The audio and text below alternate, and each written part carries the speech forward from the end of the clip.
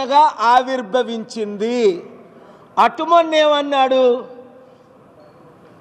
నేను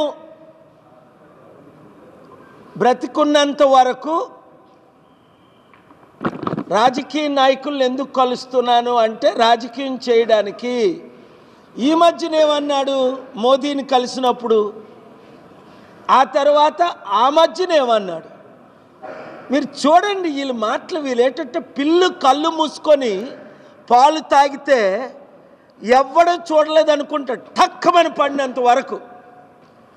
అలాగుంది చిరంజీవి పవన్ కళ్యాణ్ మాటలు. వాళ్ళకి అవసరమా రాజకీయం? ప్రజారాజ్యం పెట్టినప్పుడే 2008లో అన్నాను, ఇది కాంగ్రెస్ బి పార్టీ, ప్రజారాజ్యం కాంగ్రెస్లో చేర్చేస్తారు, మనందరినీ మోసం చేస్తారు అన్నాను. కాపులు బీసీలు 90% నమ్మి ఆయనకి 18% ఓట్లు వేశారు. నమ్మని మూర్ఖులు వేశారు.